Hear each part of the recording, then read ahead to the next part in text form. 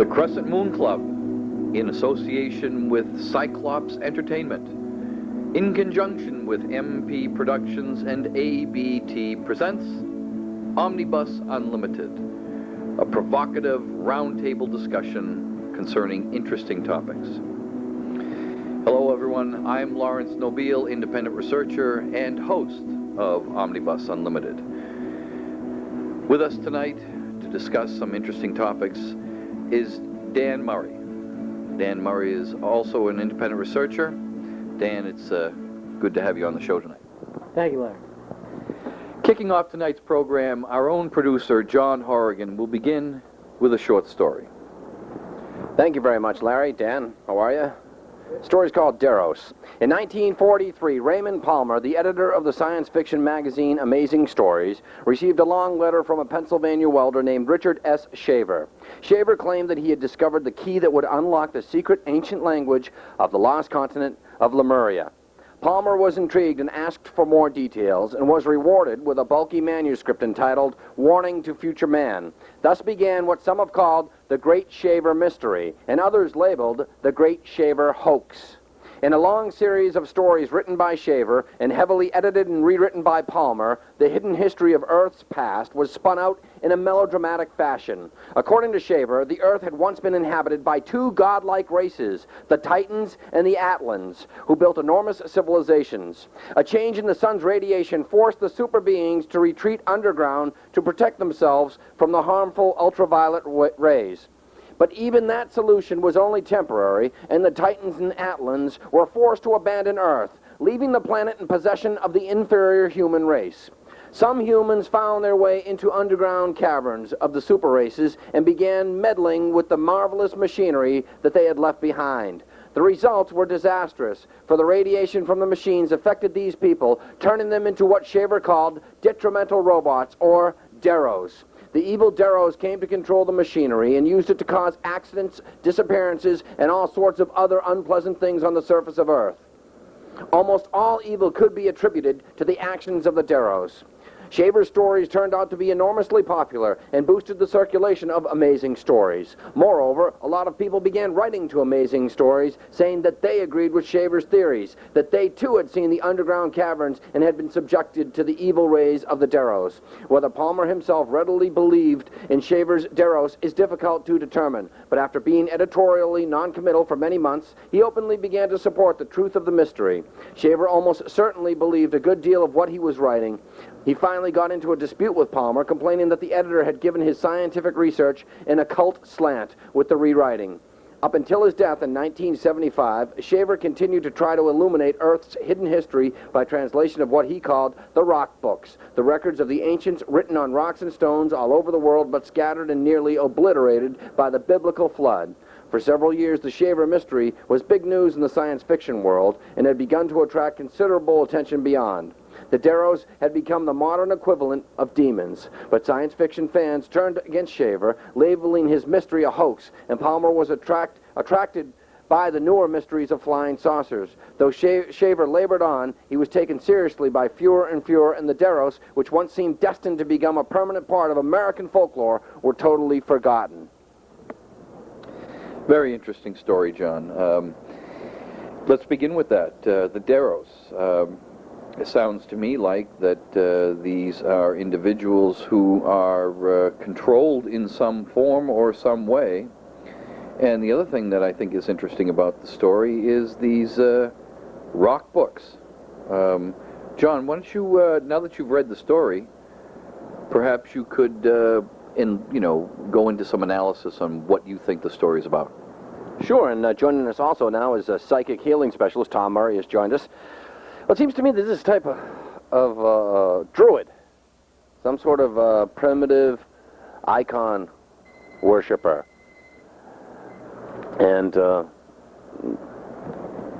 okay, we're also taking phone calls during the program here, although nothing like that will be heard on this program. But Dan, you heard what the story that John just recounted, and what are your impressions?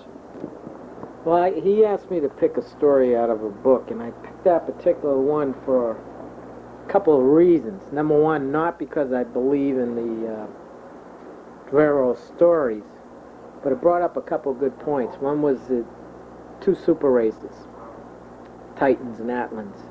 Whether that was their name or not, I wouldn't know.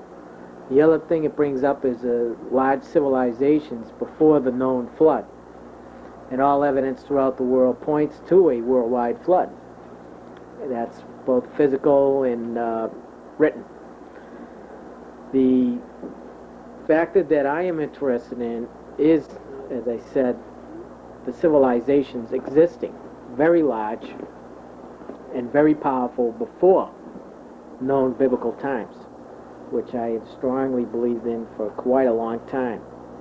And it's not unusual to take this type of thing and draw your own conclusion and come out with a story like this, a Deros or whatever. But I don't believe in that part of it. But I do believe in the two superpowers. And I think that's in more than one folklore. So do you think that this story is actually a story within a story?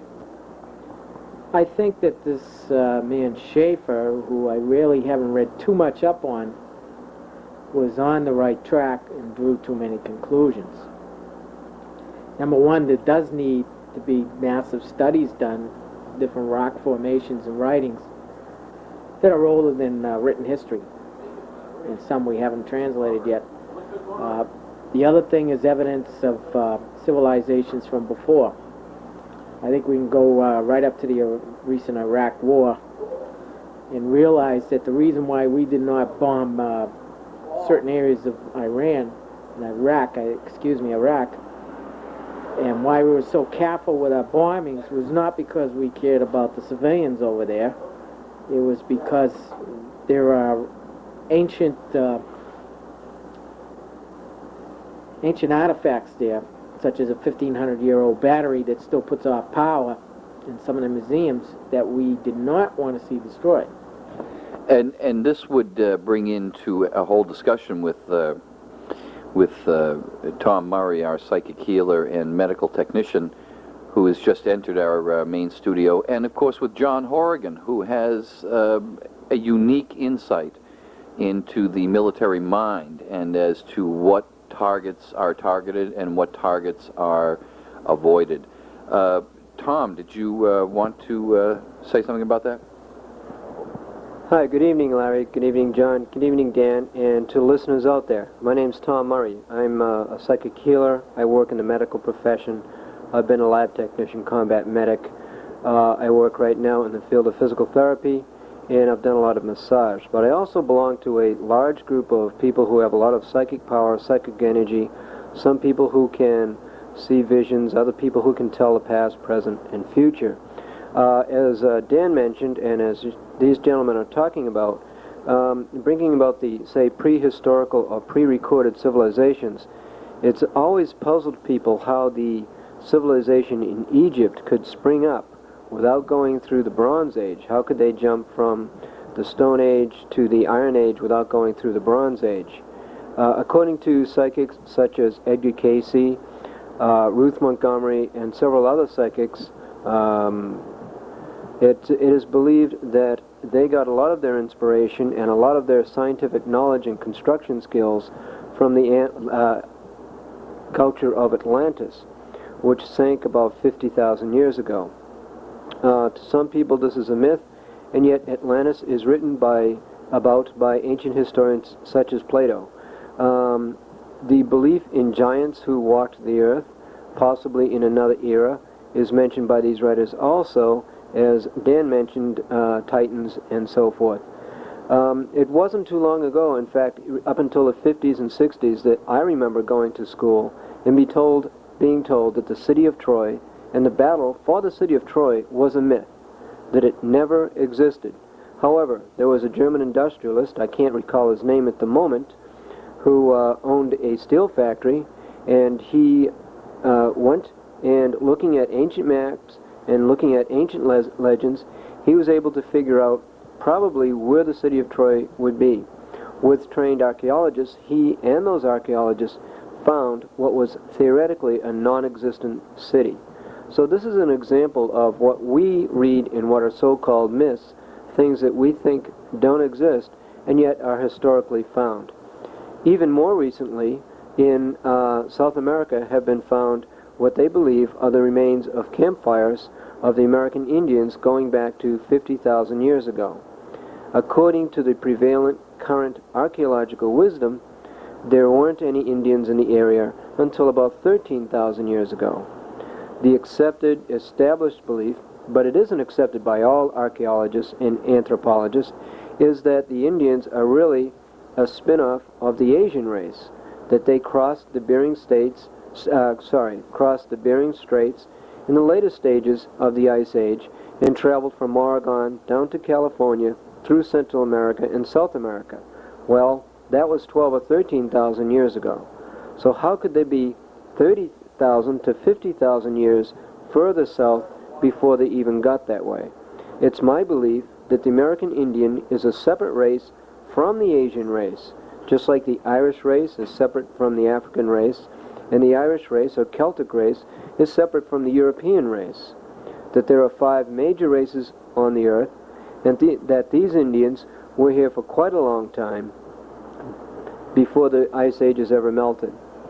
It is also said that the ancient pyramids were built and that the information for the building of the pyramids was given to the Egyptians and other cultures, such as the pyramids in Machu Picchu in Central America, and other pyramids around the world, all along the tropic zone, which is also the zone that would lie along the city of Atlantis, and that parts of Atlantis lie off the Florida coast.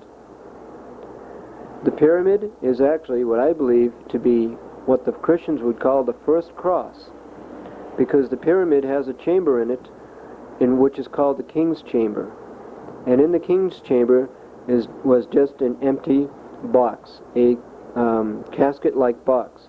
It is believed that a person or an initiate into the deepest levels of psychic wisdom and world knowledge would be placed in this box for 3 days and sealed in. And the visions and dreams that he would have in this box would reveal new things to him. It is also believed by certain people this is what John the Baptist did and what Christ did. And it is also believed that they traveled to Egypt to perfect their learnings before they started on their teaching the world. Okay, we're going off on tangents here a little bit, which is totally within the parameters of this show, and I'd like to ask John Horrigan, our producer, if he has any thoughts concerning this. Well, first of all, there are so many delights you could have plucked from his conversation. That's why we're doing this program. What he just mentioned there are 12 different shows. Regarding Atlantis, though, it's ironic that any one of us can go snorkel in the Caribbean, and I guess on the perimeter of the Sargasso Sea, and see these pylons and pillars and pyramids and roads that are at the bottom of the ocean. As Tom stated, they really don't know how old Atlantis is, whether it's 16,000 or 50,000 years. Plato did mention it. Plato was convinced about a civilization, and Plato wasn't stupid. But when you swim around this area, and you can see it for yourself, I mean, you could literally go and snorkel off the coast of Florida and see these ruins. And if somebody doesn't sit down and say, looks like a civilization that fell off into the ocean, I mean, that's what it looks like. That's what Atlantis is. Atlantis did exist. The question is, what were the people like? Like Tom mentioned, were they giants? Were they people that were very telepathic? That's what it points to, and that destroyed themselves. These are people that didn't need physical work. They were so far ahead of their race, and perhaps some deity or some external force destroyed them, thus causing Atlantis to slide off into the ocean. You know, we know about the movement of tectonic plates, how catastrophic they can be, and they happen once in a millennium on this Earth. That this Earth's shell has shifted dramatically, and perhaps Atlantis could be taken as a victim 16,000 to 50,000 years ago. Well, that's very interesting. Dan, I want to turn to you for just a moment, and that is, we've gotten off onto this topic of Atlantis, and let's accept for the moment that the city of Atlantis, or the nation of Atlantis, did indeed exist. What about this whole idea of okay, so we find a city at the bottom of the ocean. Is there any reason to believe that these people were giants or they were telepaths or whatever? What do you think about that, Dan? Yes, there's very conclusive evidence that was thrown out by the British researchers and archaeologists back in the 20s and 30s. And basically it's in Central America. When they were uncovering the Aztec ruins and Inca ruins, they uncovered and translated the writings, which are more like drawing style to us. What they uncovered was a legend of giants, red-bearded, blonde-haired giants, who built these huge temples on these mountains cut with 50-ton rock. Now, when we're talking about giants, how big of people are we talking about here? John? Cardiff or Patagonian, Dan? Those are the only ones I've heard of, but I've heard about this race. Do you know what one you're talking about? Is it the Cardiff giant or the Patagonian, or is this an entirely different race? I don't know of the name, but I do know of the legend. And the legend is that these people had the ability to lift objects in the air, including themselves. Again, when we're talking about giants, what are we talking about in size? Well, they refer to them as giants, and the Indian race tends to be short. So I'm 5'6". I run into someone 6'3", they're a giant to me. So I suppose it could be an interpretation. But let's take a look at the Vikings. They tend to be rather large people, red-bearded and blonde-haired. And if they were down there raising hell back then, or if the current Scandinavian-style race is their descendants, I see no reason at all why a small Indian, mid-Central American Indian, would see these people as giants. Now, we're talking about Atlantis, which is in the Sargasso Sea off of the eastern... yes, John, go ahead. Yeah, not to catch up on what he said is kind of scary, that the Vikings were, on the west coast? Mm-hmm. Right. Yes, and now they're finding more and more evidence of Vikings coming to North America every year here in the northern part of the Americas. So who the hell is to say they haven't been down Central and South? There's some encampment. I don't have the information. We'll do a show on this and devote it exclusively to Viking exploration. But didn't they dig up something in Dorchester or in that immediate, some urban area in Boston? They found some sort of Viking relics. Very recently, burial artifacts and within the New England area here, the Merrimack River area, and this is not a surprise to me at all. Okay, as Tom mentioned something before, I've listened to these creation theories and these ridiculous evolution theories for years, and both are wrong. We're genetic experiments gone wrong, and that's pretty much what we are, and for more than one planet. Again, you're saying that the evolution theory is wrong, the creationist theory is wrong. We here on the planet Earth are a genetic experiment gone wrong. Exactly, or an experiment of different cultures, more than one planet, placed here to see how we would get along. I'm not sure what the reasonings were, but all evidence points to, as a friend of mine that I made friends with from Vietnam said, we are not of the same race, and anybody that tries to convince me that we are is never going to succeed. So now we're talking about some sort of experiment. The planet Earth is some sort of experiment. John, anything to add? Well, going back to Atlantis, there's a theory that I read about the Pleiadians from the constellation of Pleiades, who were they came down and helped the Atlanteans, and they got too big for their britches. And that the aliens had started it, but the aliens had come down from the Pleiades. The Pleiades runs throughout throughout history. You'll see the reference to the seven sisters, whether it's in any type of Indian culture or Chinese culture. But it's amazing how there is reference to these strangers coming in vehicles from the heavens. Back to what we're talking about, Vikings. It's amazing the history. I remember I was taught that Columbus discovered America. And as in high school I found out, or actually junior high, that the Vikings kind of got here first. There are so many anomalies in history History, we can never achieve or learn history in its purest sense, okay, because stories are distorted. You know, you fall down and skin your knee at recess, and then, Mommy, somebody jumped on my back, and the story gets distorted and distorted and distorted. So, finding the truth, when you find these sort of archaeological anomalies, people get scared, because people lose grants. You know, when you find something that destroys somebody's theory. But, again, rambling, and this is Omnibus Unlimited. Yes, and if you've just joined us, this is Omnibus Unlimited. Hello, everyone. I'm Larry Nobile, independent researcher and host of Omnibus Unlimited. And Tom, we've got about 8 minutes left in the show. And Tom, you opened up this whole can of worms with Atlantis. Anything to add? I guess I'm pretty good at opening cans of worms sometimes.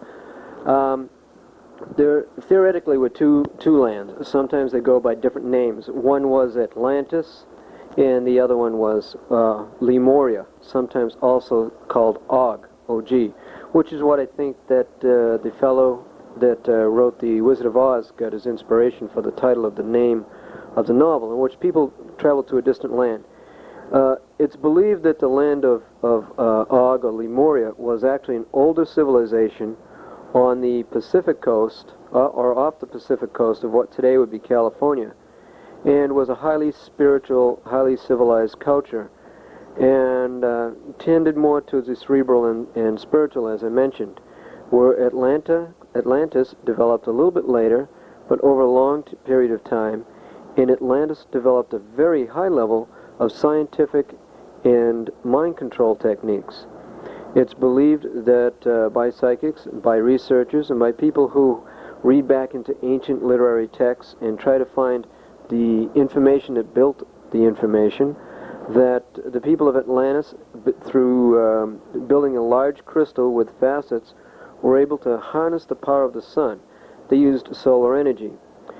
Through utilizing magnets and water, this solar energy could be used to energize different systems, including systems of primitive batteries that could be used to generate power for boats, some submarines, and even some flying craft. Using the solar energy and also a crude atomic type of energy, they were able to send radio waves and a simplified TV system long distances off the Earth's ionosphere. So in a sense, they had radio, and it's probably anywhere from 60 to 40,000 years ago is the prevalent belief among people that follow this theory. The Atlanteans, because of their scientific skill, were also able to dominate most of the world's other cultures, including us going so far as to declare war against China. Now, if you read ancient Chinese texts, and I've had people who are Chinese telling me that the Chinese government has very old written texts that they've never revealed to the West for their own personal reasons, for descriptions of ancient cultures that exist before the earliest culture.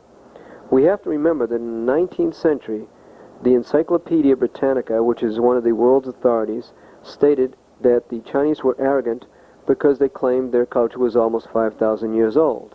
And of course, everybody knew that the oldest civilization was only 2,000 years old.